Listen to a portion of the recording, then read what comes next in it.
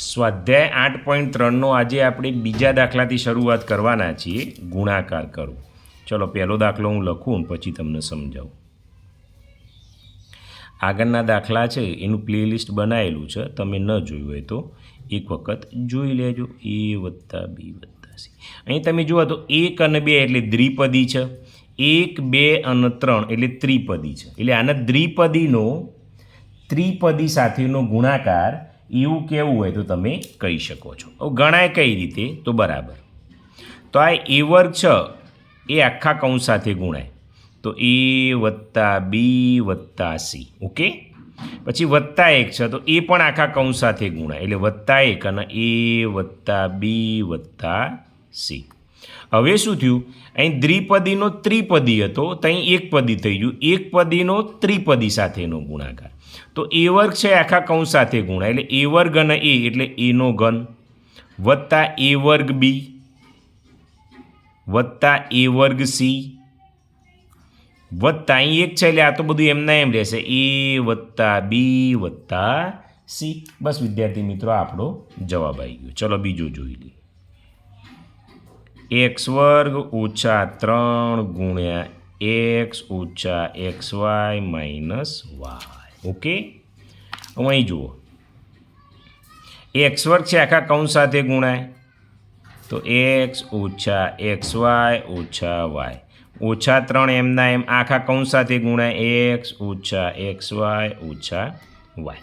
ચલો હવે જોજો, x વર્ગ અને x એટલે xનો ઘન ઓછા xનો વર્ગ xy એટલે આ 2 અને 1 એટલે xનો ઘન અને y એમના એમ ઓછા xનો વર્ગ y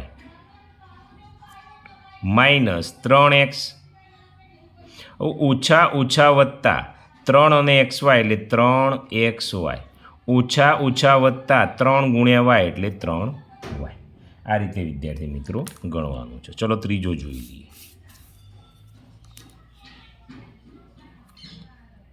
b માઇનસ m કૌંસમાં b વર્ગ વત્તા b ઓછા 1.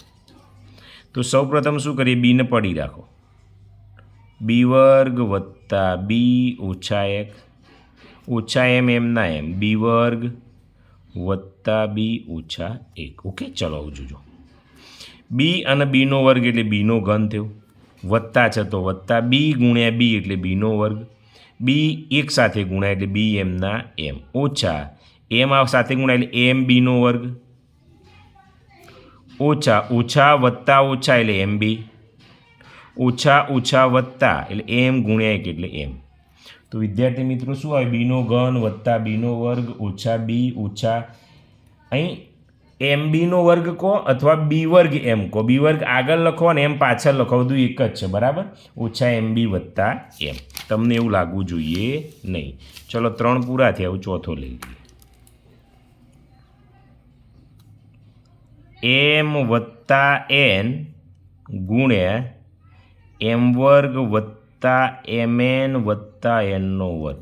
વિદ્યાર્થી મિત્રો, ગમે તેવી રકમ આપો, તમારી જો પદ્ધતિ સાચી હોય તો તમે ક્યારેય ખોટા નહીં પડો. ચલો એમના એમ આ કૌંસ સાથે ગુણાય એટલે m વર્ગ વત્તા mn વત્તા nનો વર્ગ વત્તા n એમના એમ આ કૌંસ સાથે ગુણાય એટલે mનો વર્ગ વત્તા mn વત્તા nનો વર્ગ.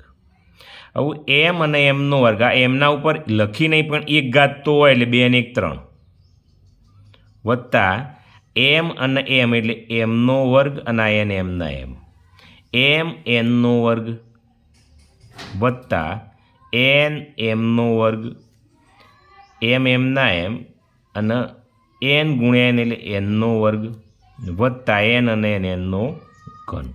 અહીં વિદ્યાર્થી મિત્રો સાદુરૂપ અપાતું હોય તો તમારે આપવાનું, બાકી નહીં. તમે અહીં જુઓ તો અપાય છે, એમનો ઘન તો નથી તો એમના એમ રાખીએ આપણે, ક્યાંય સાદુરૂપ અપાતું નથી. પછી અહીં જુઓ ને તમે તો અહીં એમનો વર્ગ અને n, જો આ એમનો વર્ગ અને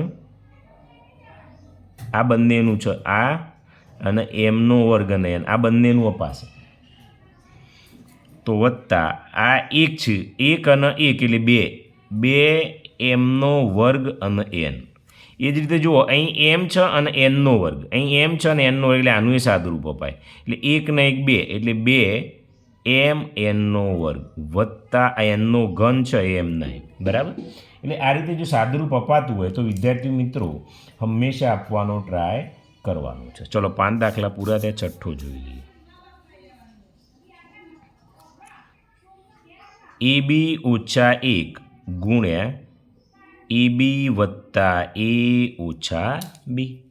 ચલો પહેલાં શું કરવાનું, AB એમના એમ રાખો, આ કૌંસ એમના એમ, AB વત્તા A ઓછા B, ઓછા 1 એમના એમ રાખો અને આ કૌંસ એમના એમ. હવે અહીં જુઓ તો શું થાય, AB ગુણ્યા AB એટલે Aનો વર્ગ અને Bનો વર્ગ થશે.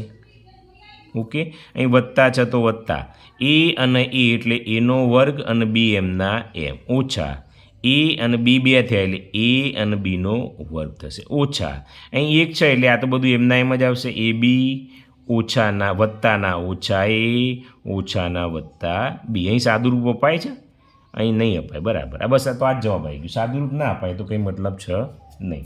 ચલો 6 દાખલા પૂરા થયા, હવે 7મો જોઈએ.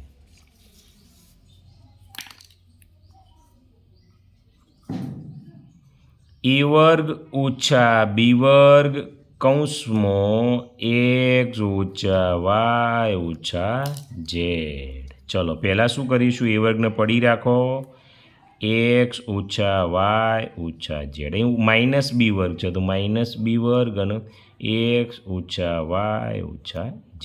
હવે અહીં શું થશે, A વર્ગ ગુણ્યા x એટલે A વર્ગ x, ઓછા છે તો ઓછા A વર્ગ ગુણ્યા y તો A વર્ગ y, ઓછા A વર્ગ ગુણ્યા z એટલે A વર્ગ z, ઓછા Bનો વર્ગ x ઓછા ઓછા વત્તા Bનો વર્ગ y ઓછા ઓછા વત્તા Bનો વર્ગ z.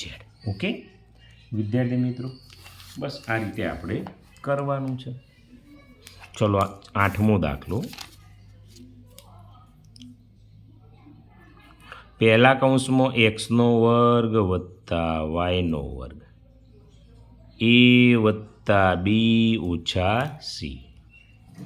ચલો અહીં જુઓ x વર્ગ એમના એમ અને આ કૌંસ A વત્તા B ઓછા C વત્તા y વર્ગ એમના એમ A વત્તા B ઓછા C.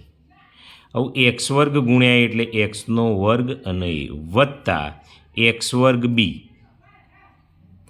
ઓછા x વર્ગ C વત્તા y વર્ગ A વત્તા y વર્ગ B, અહીં ઓછા છે તો y વર્ગ C.